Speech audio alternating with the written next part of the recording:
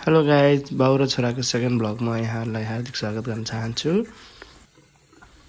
आज आइतबारको दिन आमाको बिदा हुने दिन भएको कारणले बिहान उठेर हामी बाउ छोरा सधैँ चाहिँ फ्रेस भयौँ।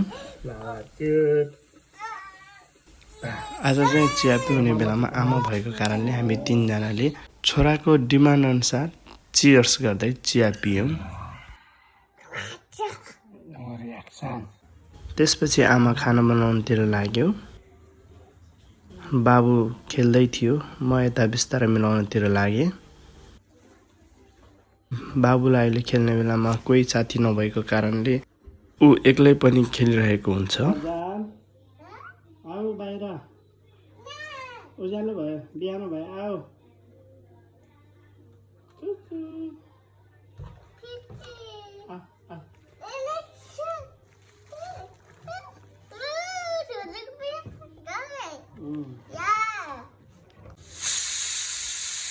यता खाना पनि रेडी भयो।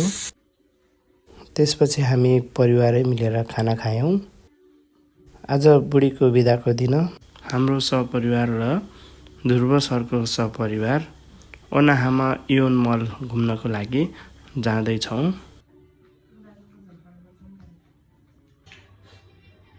खाना खाइसकेपछि हामी बाबु छोरा एकछिन खेल्नतिर लाग्यौँ। छिन बाथरुम के गएको थियो, बाबुले त बाँकी रहेको भात जति सबै अनुहारमा दलेर मेकअप गरिरहेको रहेछ। त्यसपछि आएर मलाई देखाउँदै भातले मेकअप गरेको यता भातै भात के गर्यो होला यता। अहिले हामी जापानमा बसोबास गर्दै आइरहेको छौँ। यहाँको बाटोको कुरा गर्नुपर्दा सानो सानो बाटोमा पनि ट्राफिक सिग्नलहरू अनि बाटो वरिपरि एकदम राम्रोसँग मिलाएर वृक्षारोपण गरेको।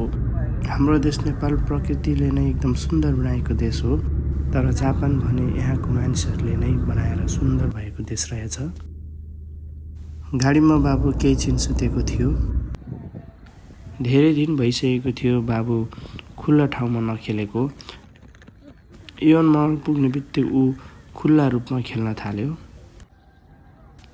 यो मेरो जीवनको पहिलो अनुभव हो, समुद्रलाई यति नजिकबाट निहाल्ने मौका पाएँ।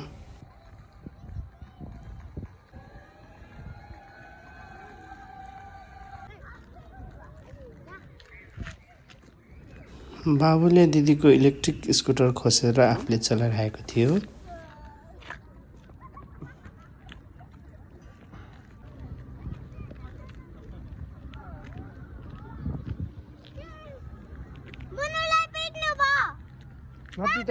किन पिटेको?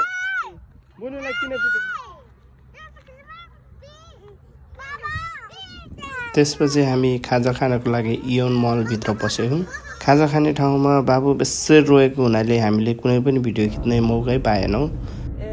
अनि हामी घर फर्क्यौँ र घर आएर बुढाबुढीले खाना बनाएर खाना खाँदै गफ गर्न लाग्यौँ र हाम्रो आजको दिन यत्तिकै बित्यो। अहिलेसम्म हाम्रो भ्लगलाई हेरेर मनोरञ्जन दिनु भएकोमा हजुरहरूलाई धेरै धेरै धन्यवाद दिन चाहन्छु। फेरि अर्को भ्लग लिएर हजुरहरू समक्ष आउनेछु। अहिलेको लागि बिदा हुन चाहन्छु। धन्यवाद।